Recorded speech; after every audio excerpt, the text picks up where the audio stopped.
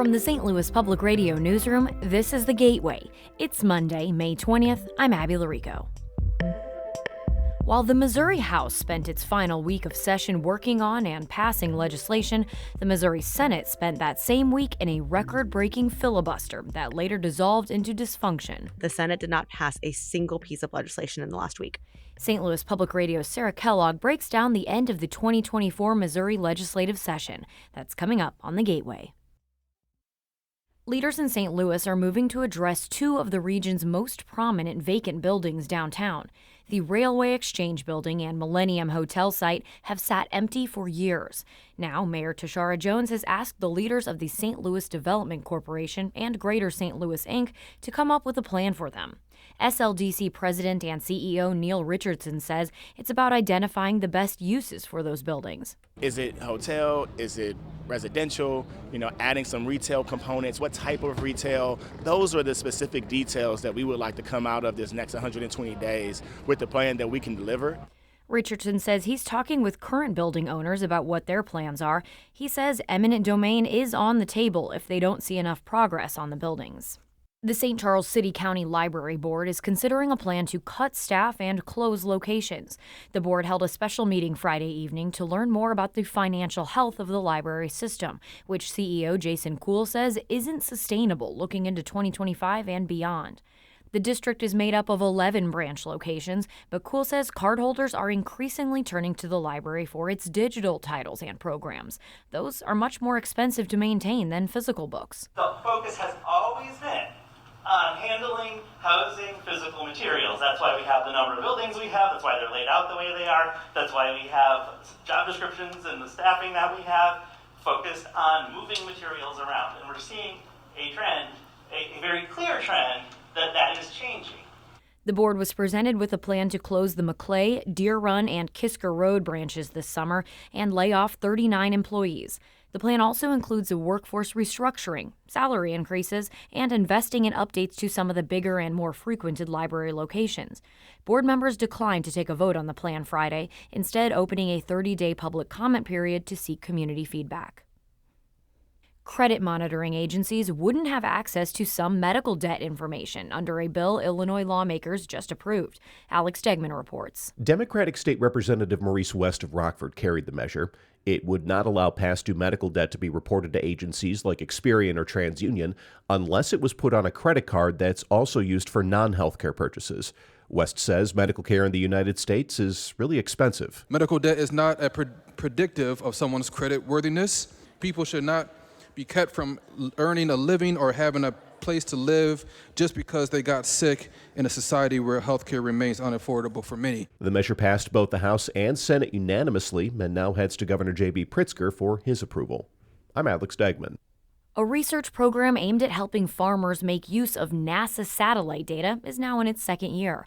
NASA Acres is funding research projects at 10 universities around the country, including the University of Illinois.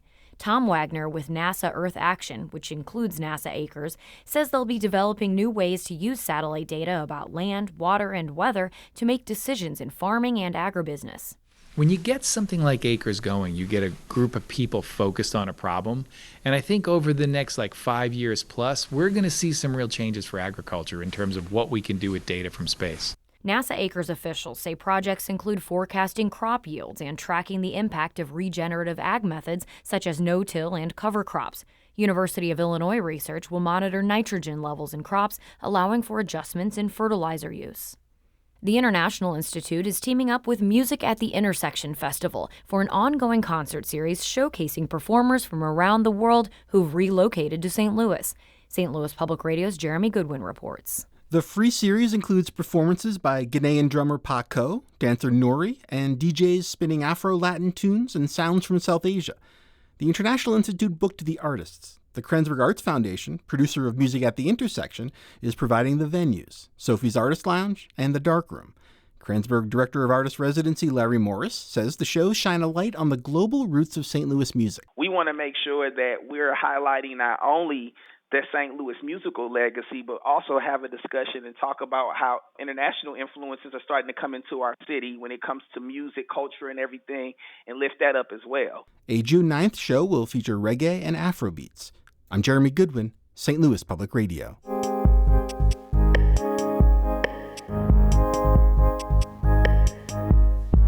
The 2024 Missouri legislative session has officially ended. St. Louis Public Radio's Jonathan Ahl spoke with State House reporter Sarah Kellogg about what legislation made it across the finish line and what will have to wait until next year. Sarah, how did the last week of session go? You know, it really was kind of a tale of two chambers. So on the House side, they were working on legislation pretty much Monday through Friday. The first couple of days, they were kind of amending bills and sending them back to the Senate. But starting really on Wednesday, they were passing bills, either Senate bills or House bills with Senate amendments, and they were sending them to the governor. So legislation was indeed passing. Now, over on the Senate side, that was a week-long, pretty much dysfunction or filibustering. The first 3 days were marked by a very long record-setting filibuster by Senate Democrats. And the last 2 days, things kind of just devolved in relationships where nothing got done. The Senate did not pass a single piece of legislation in the last week. On that filibuster you mentioned, the Senate Democrats held the floor for more than 3 days to filibuster a resolution that would make it harder to amend the Constitution. How did this come to pass and how did it end? Well, months ago, the Senate Democrats filibustered this exact same resolution that ultimately would make it harder to amend the Constitution. And what they were protesting was additional language that they call ballot candy that pretty much they say is made to entice voters to vote for it that might not be the underlying issue. In this case, there was a provision that pretty much barred foreign entities from interfering in elections. That's already illegal, as well as saying that only U.S. citizens can vote on constitutional amendments, which is already within the law. So they were saying this is distracting and not pertinent to the original amendment. So they filibustered, that candy got stripped off, and then it was put back on the House side. So that was what the Senate was basically filibustering for. As you said, it was over 3 days. It was 50 hours. It broke the record. And ultimately, the resolution died. It did not pass either chamber. While the Senate was tied up with that filibuster, the House was passing some Senate bills, meaning that those are going to Governor Mike Parsons. So what were in those bills that actually passed? I would say one of the biggest ones is the Federal Reimbursement Allowance, also known as the FRA. That is a tax on healthcare providers that ultimately it funds about a third of the state's Medicaid programs. We're talking a lot of money, and this is a big deal. And lawmakers knew it was a big deal and said so at the beginning of the year. So there was some consternation over on the Senate side, but it was able to get through to the House this week, and the House didn't waste any time. They took it up committee on Monday, and it was out on the way to the governor on Wednesday. So that's probably one of the biggest things they passed this year. Another bill that they passed was one that bars eviction moratoriums, so cities wouldn't be able to implement eviction moratoriums unless authorized by state law. It included a lot of other property-related legislation, including establishing a land bank in St. Louis County. It widened who could own chickens in the state, which basically homeowners associations wouldn't be able to bar them. So kind of a lot of hodgepodge things on property rights. But those are just two of the bills that they were able to pass this week. That's this week. What were some of the bigger bills that passed earlier in the session? Well, they did meet it got dicey, but they did meet their constitutional deadline to pass the budget. That's a $51.7 billion budget.